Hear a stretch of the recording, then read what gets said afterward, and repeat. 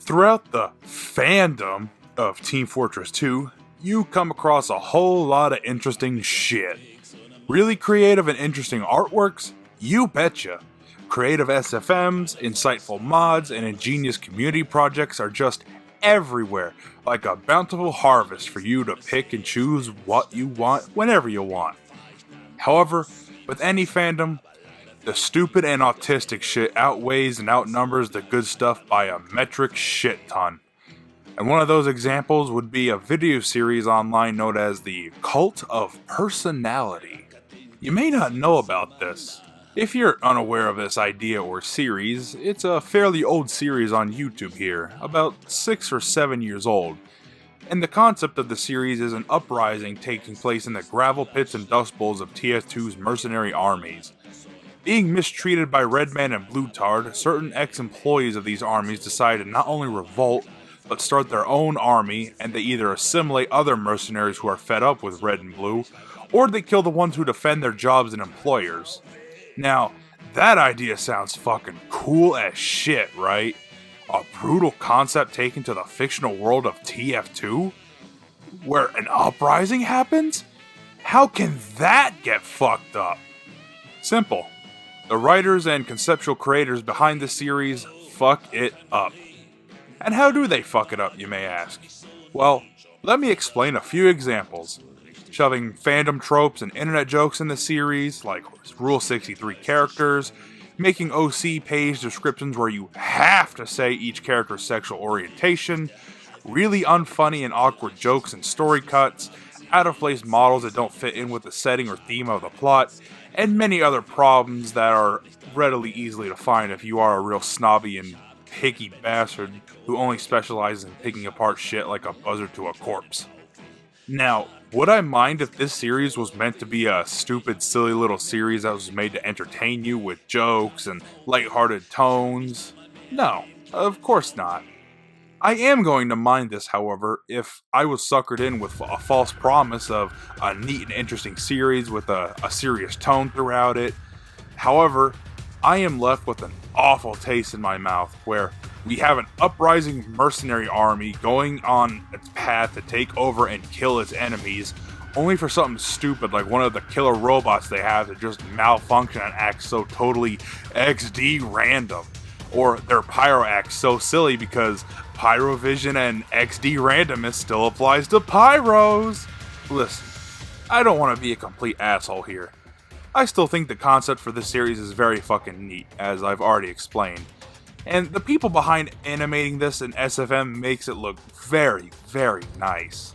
Especially back almost a decade ago when understanding SFM was, a little more harder to do, because almost no one really knew what to do. I also want to segue this into a more general rant on wasting potential and not understanding source material. I think fandoms and people who don't understand source material behind something will just horribly misuse said material in an offensive way.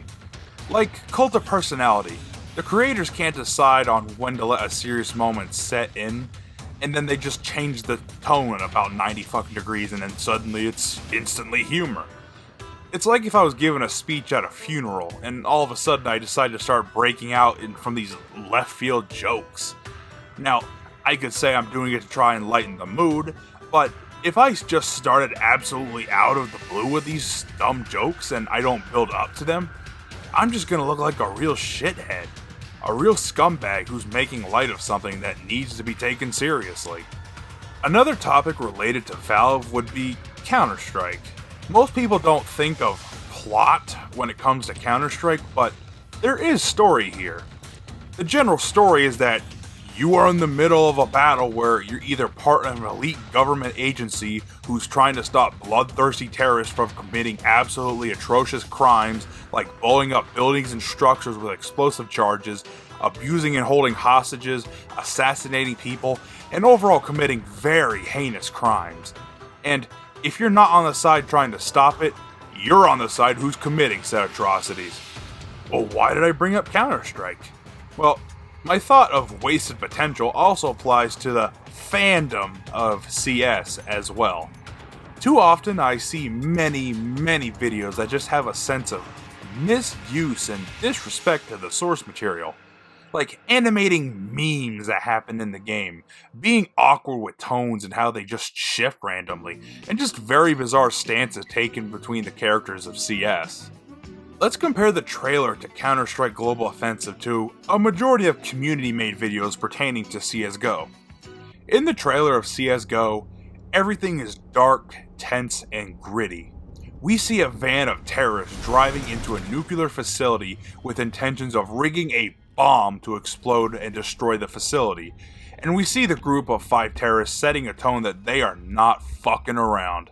They're covered in Kevlar, wearing balaclavas to hide their identity, and they're toting some nasty fucking guns. They smash through a fence with their van, they shoot open a door and shoot a security camera. This sets a great tone to the game that this is some real grim shit. And then we see the CTs flying into the facility, planning out their best possible plan on how they can stop these terrorists from doing what they want to do. They are sleek, professional, and swift. Once the two parties clash, we see them both kill and harm in order to complete the objective they both set apart to do. See how fucking cool the trailer to CSGO really is? I don't think this trailer gets the attention and praise it really deserves. It is a masterpiece. I think to make something great like the CSGO game trailer, you need to understand the source material extremely well. And Valve, I hope, would know their IPs extremely well.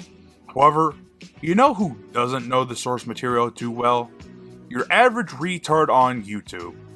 Do you know how many videos I've come across that have even attempted to make a cool ass video like the trailer in CSGO, where the terrorists and the counter-terrorists are in the middle of a fucking battle, and they're just being ruthless machines for the side they stand for? One video. I don't know the title off the top of my head, and I can only remember it being where the T's are attacking Long on Dust 2, and it's a serious fucking fight. Most videos regarding CSGO either involve a stupid inside joke, a stupid meme, or they try to tell some bizarre, wacky, off-the-wall bizarre stories. To wrap it up, I just want to make it clear that I'm not saying you need to be a stubborn asshole with a stick up your rectum, and you can only make cool and badass videos if they respect the source material. No, not at all. This is mainly a warning to people who just want to create stuff like videos or comics or other some form of media with some original source material. Please, know what you're doing. If you want to make something serious, you really should avoid out-of-place tones like humor and left-field jokes, unless you really know what you're doing, and vice versa. I guess I really just want better forms of media, and I'm tired of just the shit that isn't itching my fix I desperately need to be itched. Either that, or I'm just a really stubborn asshole who needs to criticize almost decade-old forms of media to feel superior intellectually.